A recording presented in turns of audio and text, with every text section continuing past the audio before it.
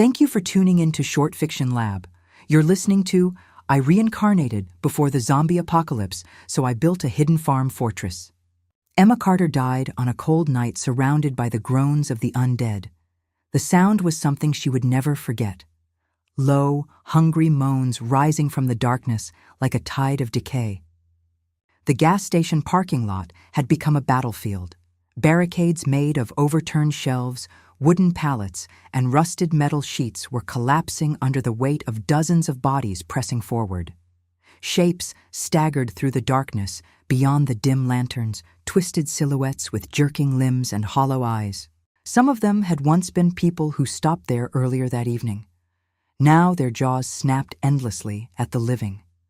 Emma pressed her back against the cracked concrete wall of the gas station convenience store. Her arm throbbed with a burning pain where teeth had sunk deep into her skin. Blood soaked through her sleeve. She knew what it meant. Everyone did now. The infection always began the same way. First, the burning fever, then the shaking, then death, and after death, the turning. Emma tightened her grip on the metal crowbar in her hand and forced herself to stay standing. Gunshots cracked somewhere behind her. Someone screamed. A zombie slammed into the half-collapsed barricade a few feet away. But Emma's thoughts drifted somewhere else, back to before everything fell apart, back to the two people she trusted most, Daniel and Sophie. Before the world ended, the three of them had been inseparable. Daniel Bennett had been Emma's boyfriend for nearly 3 years. They met at a friend's birthday party and bonded over hiking trips and spontaneous road adventures. Daniel had an easy charm that made people feel comfortable around him. And wherever Daniel went, Sophie usually followed. Sophie Alvarez had been Daniel's childhood friend. They grew up on the same street, went to the same schools, and shared a lifetime of stories together. At first, Emma had worried Sophie might resent her. Instead, Sophie welcomed her warmly. Soon, the three of them fell into an easy rhythm. Weekend camping trips, late-night movie marathons, road trips to small towns just for fun. Sometimes Emma joked that dating Daniel meant she had gained a bonus sister. Sophie would laugh and sling an arm around Emma's shoulders. "Too late now," she'd say. "You're stuck with me." Emma believed it completely. Gradually, Sophie and Emma grew close in their own right. They went shopping together, shared late-night conversations, and even teased Daniel about his bad driving. Emma thought she had found not just a partner, but a small family. When the first outbreak reports appeared, none of them imagined what was coming. The news described it as a violent viral infection overseas. Hospitals overwhelmed, patients attacking medical staff. Experts said the situation was contained. Then the infection appeared in their own city. Everything collapsed in less than 3 days. Sirens screamed through the streets. Hospitals overflowed. Police radios broadcast endless reports of attacks. The infected didn't behave like normal sick people. They bit, they clawed, they attacked anyone nearby. And when people got bitten, they turned into the infected. Emma still remembered the night they fled the city. Daniel drove. Emma navigated side roads using her phone. Sophie sat in the back seat, gripping a baseball bat she had grabbed from her apartment. Traffic jams choked every highway. Some cars had collided. Others had been abandoned entirely. Gunshots echoed in distant neighborhoods. Smoke rose above the skyline. None of them spoke much. They just kept moving. The first 2 weeks after the collapse were brutal. Cities became death traps. The infected multiplied rapidly as every bite created another monster. Electricity failed. Water stopped running. Cell towers went silent. The trio quickly learned that staying in one place meant death. They moved constantly, traveling through rural roads, avoiding large towns, searching abandoned buildings for supplies. Emma turned out to be the most careful of the group. She insisted on checking exits before entering buildings, always leaving one person outside as lookout, always staying quiet. Daniel handled the physical tasks, breaking doors, carrying supplies, keeping watch with a crowbar or wrench. Sophie proved surprisingly good at scavenging. She found useful things others overlooked: batteries inside drawers, flashlights beneath counters, maps stuffed into glove compartments. The three of them slowly learned how to survive together. They scavenged grocery stores, pharmacies, gas stations. Most places had already been looted, but sometimes they found hidden supplies, canned food behind broken counters, first aid kits in abandoned vehicles, fuel in forgotten maintenance sheds. Emma kept track of everything carefully: food, water, medicine. It was her car that carried them, her savings that had purchased most of their supplies before the outbreak. She had been the one insisting they prepare just in case. Daniel had even joked about it. "See," he said once with a grin, "your paranoia paid off." Emma laughed with him at the time. 3 weeks into the apocalypse, they finally caught a clear radio transmission. Daniel was adjusting the car radio as they drove along a quiet farmland road. Static crackled through the speakers. Then a voice broke through. "Military evacuation point. Survivors report to Fort Lincoln. Secure perimeter established." The message repeated several times. Fort Lincoln, a military base nearly 200 miles away. The broadcast promised food, medical treatment, and protection. For the first time in weeks, hope appeared. They changed direction immediately. If they could just reach the base, maybe things would be safe again. 1 month after the outbreak began, they reached a roadside gas station. It had been turned into a temporary safe stop by earlier survivors. Wooden barricades blocked parts of the parking lot. Metal sheets reinforced the doors. Several vehicles were parked nearby. Other survivors had stopped there to rest before continuing toward the same military base. Families, small groups, everyone exhausted. But no one wanted trouble. People simply needed one safe night. Daniel helped reinforce the barricades while Emma heated canned soup over a portable stove. Sophie sat beside her, rubbing her hands together near a lantern. "We're almost there," Sophie said softly. Emma nodded. "Just a few more days." For the first time in weeks, Emma allowed herself to relax. They had survived the first month. They had each other. And the military base was finally within reach. Emma woke later that night to quiet voices outside the building. At first, she assumed someone was standing watch, but something about the voices made her pause. She moved quietly toward the doorway. The voices belonged to Daniel and Sophie. Emma stayed hidden just beyond the doorway. "You packed everything?" Sophie whispered. "Yeah," Daniel replied. "Her car has more than enough gas, and the food she stocked will get us to the base easily." Emma frowned slightly. Something about the tone of his voice felt wrong. Sophie spoke again. "Good, because I'm done pretending." Daniel chuckled softly. "Relax. Once we reach the military camp, we won't need her anymore." Emma's heart skipped. Sophie continued, her voice sharp with impatience. "I still can't believe you dated her this long." "She had money," Daniel said plainly, "and she was already stocking supplies before everything collapsed. It was the easiest way to keep us alive." Sophie laughed quietly. "And the car."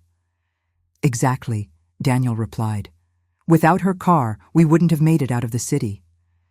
Emma felt cold. Her hands trembled. Sophie asked the question Emma feared most. "So what happens when she wakes up?" Daniel shrugged. "She won't." "Seriously?" "Come on," Daniel said. "She's too soft to survive anyway." A pause. Then Sophie said quietly, "Good. I'm tired of sharing." Emma's chest tightened. Daniel's voice softened. "Just a few more miles to the base. Then it's just us again." Emma heard the truck door open. The engine started. By the time she stepped outside, the headlights were already disappearing down the road. Moments later, the zombies arrived, drawn by the noise, and Emma Carter's first life ended beneath the groans of the undead. Emma woke up gasping. The ceiling above her was white, clean, uncracked. For several seconds she couldn't move. Her body expected pain, expected the burning fever spreading through her veins, expected the sound of the undead clawing at doors. Instead, There was only silence. Morning sunlight filtered through the thin curtains of her apartment bedroom. The faint sound of traffic drifted through the window. Emma sat up slowly. Her hands shook as she looked down at herself. No blood, no bite wound, no torn clothing, just the soft cotton of the t-shirt she had worn to bed. Her heart pounded as she reached for her phone on the nightstand. The screen lit up. The date froze her breath. 2 years earlier. Exactly 2 years before the world ended. Emma stared at the numbers for a long time. Her first thought was that she had gone insane. Her second thought was that she was still dying somewhere in the gas station parking lot, and this was some hallucination before death. But everything felt too real. The smell of coffee from a cafe downstairs, the vibration of a passing bus outside, the sunlight warming her skin. Emma got out of bed and walked to the bathroom mirror. Her reflection looked exactly like it had before the apocalypse. Healthy, alive, unscarred. She touched the spot on her arm where the zombie had bitten her in her previous life. Smooth skin, no wound. Her memories rushed back with painful clarity. The collapse of cities, the endless wandering zombies, the hunger, the fear. Daniel's voice in the dark. She's too soft to survive anyway. Emma clenched the edge of the sink. If this really was the past, then she had time. Time to change everything. But one thought still troubled her. What if the memories were just a nightmare? What if the apocalypse never happened? She needed proof. 3 days later, she found it. The news headline appeared on her phone during lunch break. Cargo ship collision causes major oil spill near Seattle. Emma nearly dropped her phone. In her first life, that same story had dominated the news for 2 days. It had happened exactly 1 week before the first infection reports began appearing overseas. The details matched perfectly. Same shipping company, same location, same environmental damage. Emma leaned back in her chair, a chill running down her spine. This wasn't a dream. She knew what was coming, and now she had 2 years to prepare. Emma didn't confront Daniel immediately. Instead, she watched. The first time they met after she woke up, he greeted her exactly the same way he always had. A warm smile, a quick hug. "Hey, you look tired," he said casually. "Did you sleep okay?" Emma studied his face. The same man who had once told Sophie she was too soft to survive. The same man who had driven away with her supplies. She forced a small smile. Just a weird dream. Over the next few weeks, Emma paid closer attention to things she had ignored before. Daniel frequently asked about her finances. "How much do you still have saved from that bonus last year? Are you still thinking about buying a new car? Maybe we should combine our savings someday." At the time, it had seemed like normal relationship conversations. Now it sounded like someone calculating resources. Sophie also behaved exactly as before. She invited Emma shopping, asked her to join weekend brunches, texted her late at night about random things. Emma realized something unsettling. The betrayal in her first life hadn't started during the apocalypse. It had probably started long before. One Friday evening, Daniel called. "Hey," he said cheerfully, "Sophie and I are grabbing dinner tonight. You should come." Emma remembered similar nights from her first life, the 3 of them laughing together, sharing food, planning road trips. She stared at the phone for a moment, then she answered calmly, "I can't tonight. I'm busy." Daniel sounded surprised. "Busy with what?" "Just work stuff." There was a pause. "Well, okay, maybe tomorrow then."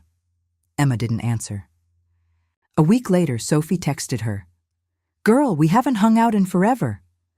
"Movie night?" Emma looked at the message. She remembered sitting beside Sophie on a couch once, laughing at a terrible horror movie. The memory felt distant now. Emma replied politely.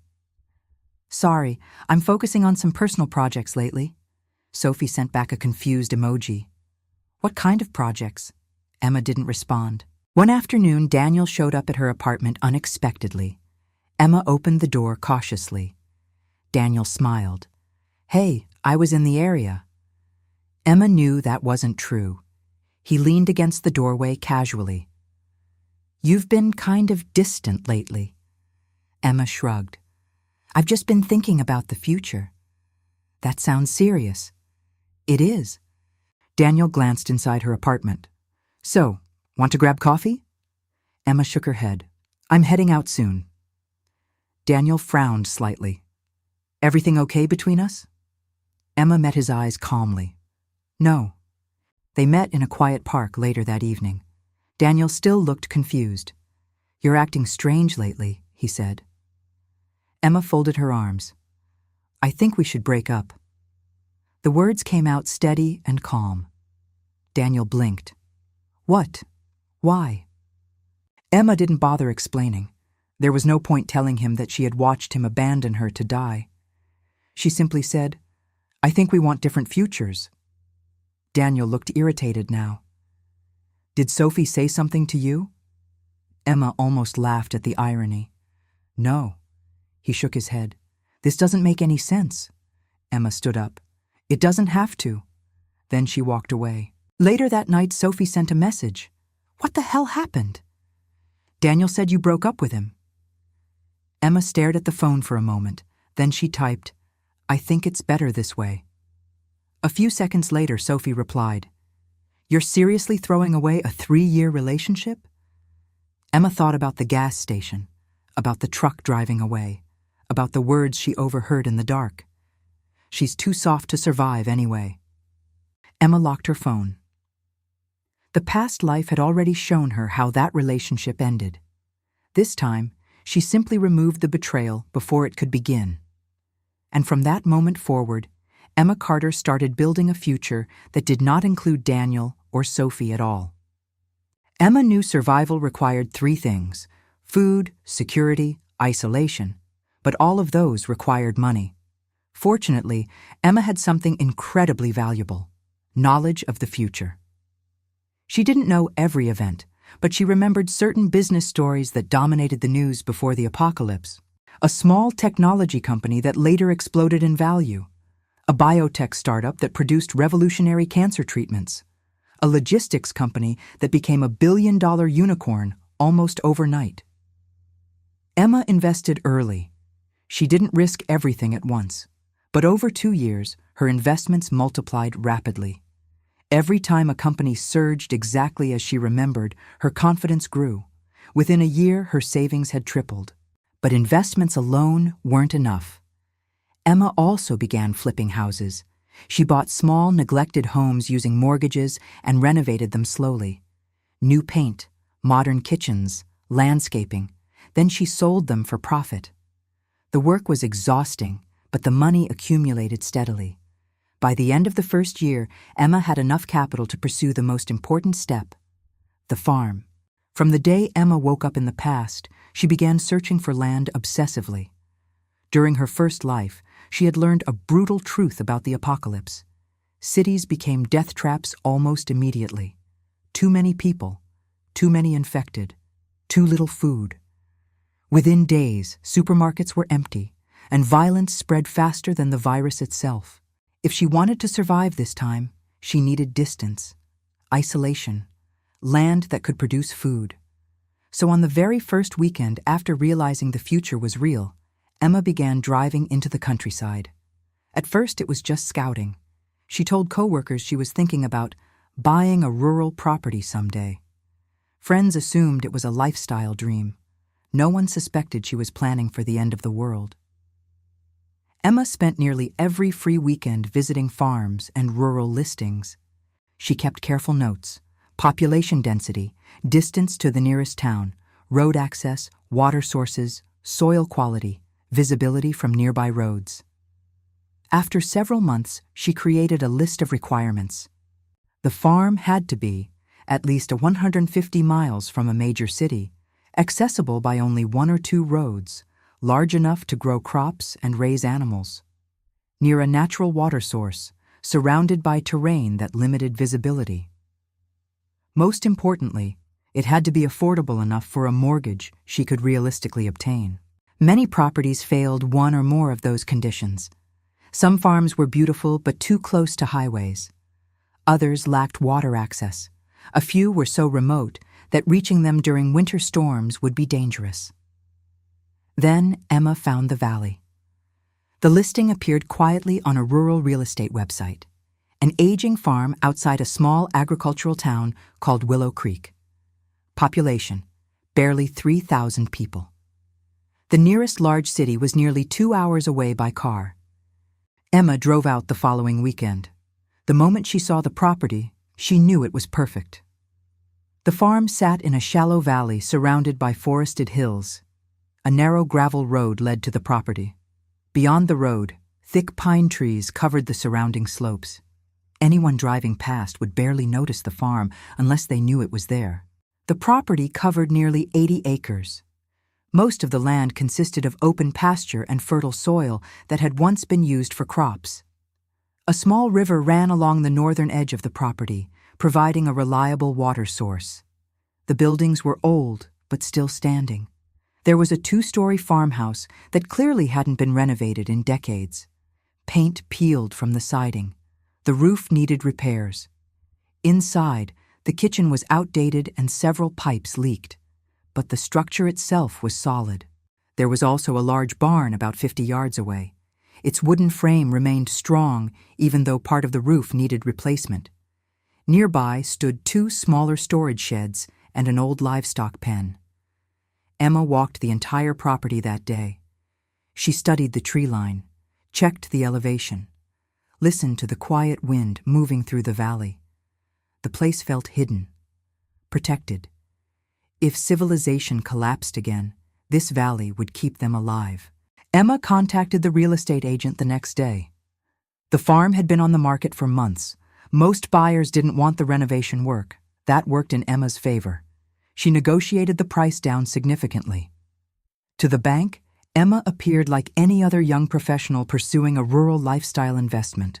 She showed them records of her growing investment portfolio, profits from several house flips, stable employment income.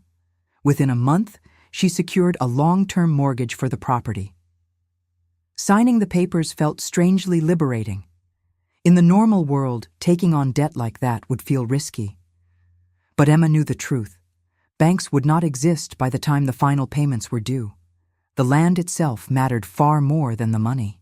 Once the purchase was finalized, Emma began preparing the farm, but she did it carefully. The biggest mistake survivors made in her first life was drawing attention.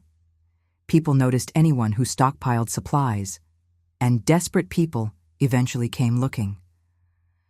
Emma had 2 full years. She used that time wisely. The farmhouse required several immediate repairs before it could be lived in comfortably. The roof had multiple leaks. The plumbing system needed replacement. Several windows were cracked. Emma hired local contractors for the most visible repairs. To the neighbors, she simply looked like someone restoring an old rural home. She replaced the roof first, then repaired the plumbing and electrical wiring. After that, she slowly upgraded the interior. A new wood stove for heating, basic kitchen renovations, reinforced doors, and stronger window frames. Nothing about the work seemed unusual, just a homeowner improving an old property. Emma never bought everything at once. Instead, she spread purchases over nearly 2 years. Each weekend, she brought something new to the farm. Sometimes it was a few boxes of canned food. Other times, it was farming equipment. Occasionally, it was construction materials. She used several strategies to avoid drawing attention. Small purchases. Rather than buying hundreds of cans of food at once, she purchased small amounts from different stores. Multiple suppliers. Tools and farming equipment came from several hardware stores in different towns. Gradual deliveries. Larger items like solar panels and greenhouse frames were delivered months apart. By spreading everything out, no single store or supplier realized how much she was accumulating. Emma also secured the 2 resources most people overlooked: water and electricity. The river provided a natural water source, but Emma installed additional systems. A deep well pump, rainwater collection tanks, portable filtration units. For power, she installed solar panels on the barn roof connected to battery storage units.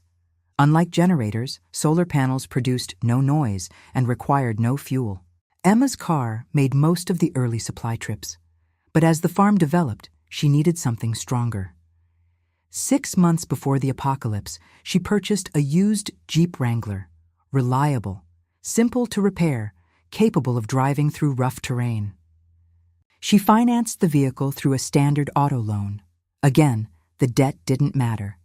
By the time payments were due, money would have little value. More importantly, the Jeep allowed her to transport heavy equipment to the farm. Large bags of animal feed, construction lumber, fuel containers, spare vehicle parts. The Jeep became the farm's primary utility vehicle. She also stored fuel on the farm in multiple containers, carefully rotated to keep it usable.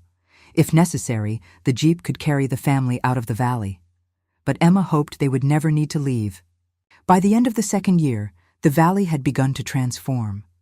What once looked like an abandoned farm now showed signs of life.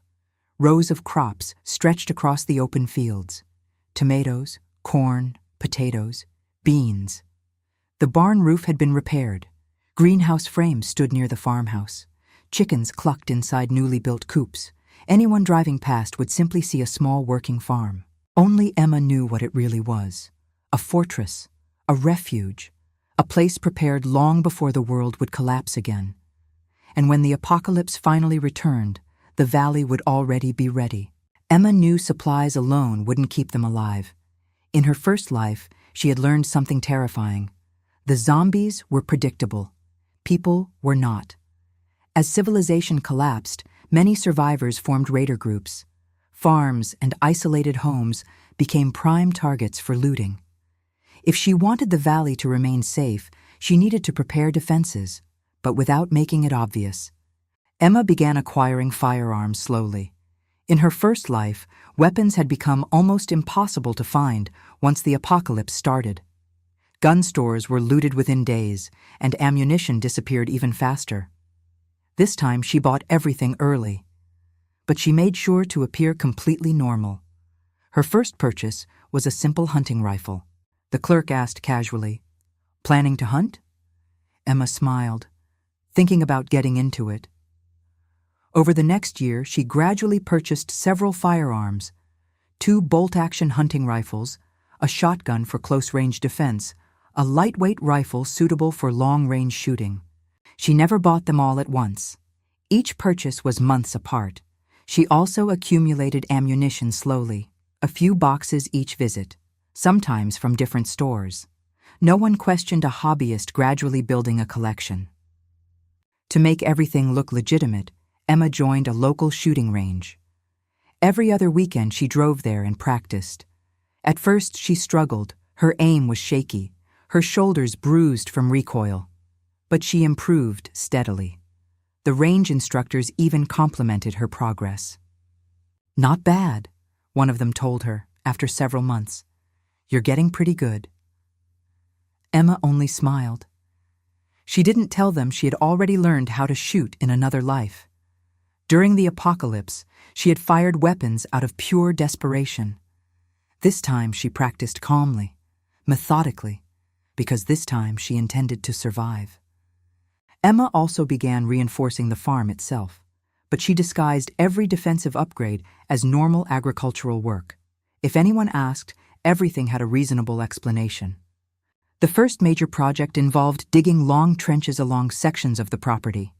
She hired local contractors. When they asked what the trenches were for, Emma gave a simple answer: to prevent cattle from wandering toward the road. It sounded perfectly reasonable for a farm. In reality, the trenches also prevented vehicles from driving directly onto the property. Cars would be forced to stop at specific entry points. Next, Emma planted thick hedgerows along parts of the outer boundary. Neighbors assumed she was marking property lines, but she deliberately chose dense thorn bushes. Within a year, the hedges formed a natural barrier that was extremely difficult to push through quietly. Emma replaced the farm's old wooden entrance gate with a heavy metal one. She explained it as protection against livestock escaping. But the gate also allowed the property to be completely sealed at night. The barn loft became a natural lookout point. Emma installed better ladders and cleared the windows so someone could easily observe the surrounding fields. From that height, anyone approaching the farm would be visible from hundreds of yards away. Inside the barn, Emma built something far more important: a concealed underground storage room. She installed a reinforced hatch beneath stacked hay bales. Below it, she constructed a climate-controlled storage space. There she kept bulk food supplies, medical equipment, ammunition reserves, heirloom seeds.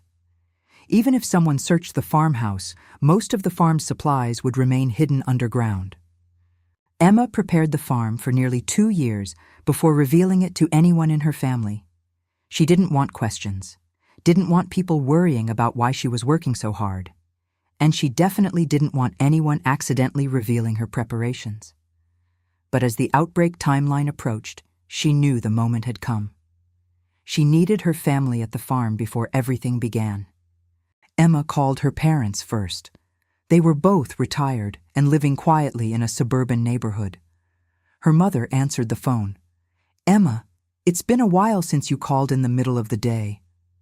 Emma smiled softly. "I wanted to invite you both somewhere." "Oh? I bought a farm." There was a long pause on the other end of the phone. "You bought a what?" "A farm," Emma repeated. Her father's voice appeared faintly in the background. "Did she say farm?" Emma laughed. "Yes. I thought you both might want to come stay for a few weeks." Her parents were surprised, but curious. They agreed. Emma's younger brothers were both in college. Summer vacation had just started. She called them the next day. "Want to come help me fix up a farm?" she asked casually. "A farm?" one of them said. "Since when do you own a farm?" "Since recently." They laughed. "Sure," one replied. "Free vacation." The entire family arrived at the valley 1 week before the apocalypse began. Emma waited by the gate as their car drove slowly up the gravel road. Her mother stepped out first. She stared across the fields in amazement. "You did all this?" The farm looked nothing like the abandoned property Emma had purchased more than a year earlier. Rows of crops stretched across the fields. Solar panels glittered on the barn roof. The farmhouse had fresh paint and repaired windows. Chickens wandered near the coop. Her father walked slowly around the yard, inspecting the buildings. "You transformed this place." Emma shrugged slightly. "I've been working on it for a while." Her brothers were equally shocked. "I thought you meant some tiny hobby farm," one said. "This is huge," Emma smiled. "About 80 acres. They spent the rest of the afternoon exploring the river, the fields, the barn. Emma didn't reveal everything yet. Not the underground storage, not the full scale of the supplies. But she felt something she hadn't felt in a long time. Relief. Because this time, when the world ended, her family would already be safe in the valley. The first signs appeared quietly. A strange infection overseas. Hospitals overwhelmed. Reports of violent patients attacking medical staff. Emma watched the news with a calm expression that hid the storm inside her mind. She had seen all of this before. The timeline was unfolding exactly as it had in her first life. 3 days later, the first infected appeared in the nearest city. Within 48 hours, the government declared a state of emergency. By the end of the week, cities across the country were descending into chaos. Sirens screamed constantly on the news. Helicopters circled burning neighborhoods. Highways filled with abandoned cars as people attempted to flee. Emma stood on the farmhouse porch, watching the sunset over the valley. Her parents joined her quietly. "What's happening out there?" her mother asked. Emma didn't lie. "Something bad." Her father looked toward the distant hills. "You knew." Emma nodded slowly. The first month of the apocalypse passed with uneasy quiet.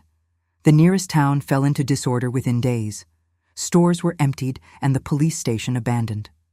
Smoke rose from several buildings as frightened residents fled or barricaded themselves indoors. But very few people came near the valley. The narrow road leading to Emma's property discouraged random travelers, and the thick forests surrounding the land concealed the farm from casual view. Emma's brothers quickly adapted to their new roles. They rotated watch shifts from the barn loft, rifles rested beside the windows. Every morning they walked the perimeter, checking fences and ditches. Emma's parents focused on maintaining the farm.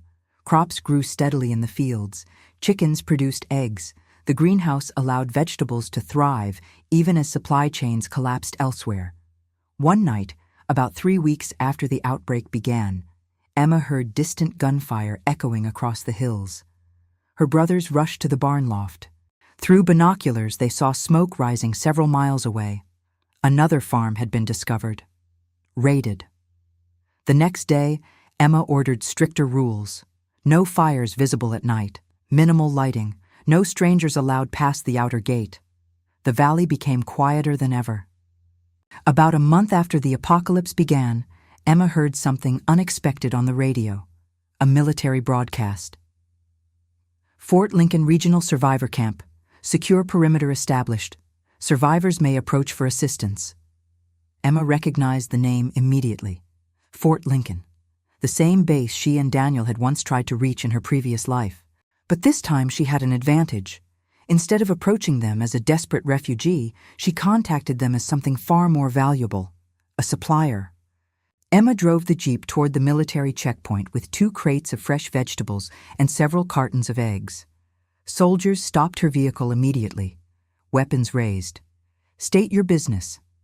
Emma stepped out slowly. "I'm not here for supplies," she said calmly. "I'm here to offer them." The soldiers exchanged confused glances. Within an hour, Emma found herself sitting across from a tired military officer inside a temporary command tent. The officer stared at the crates of food in disbelief. "Where did you get this?" "My farm." "You're producing food already?" "Yes." The officer leaned back in his chair. Food had become one of the most valuable resources in the post-collapse world. Military rations were limited, supply lines had been destroyed, fresh vegetables were almost non-existent. "What do you want in exchange?" he asked. Emma answered simply, "Protection." She proposed a trade agreement. The Carter farm would deliver produce and eggs every 2 weeks.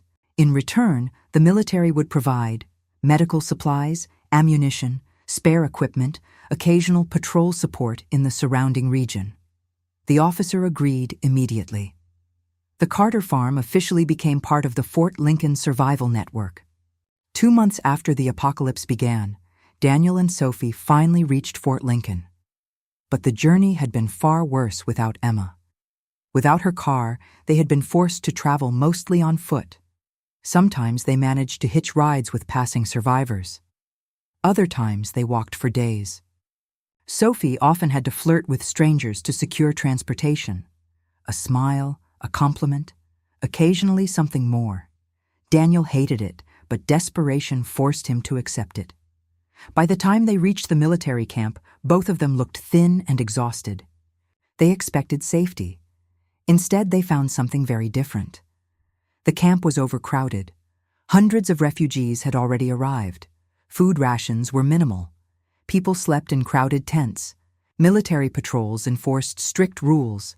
No one starved, but no one lived comfortably either. Daniel hated it.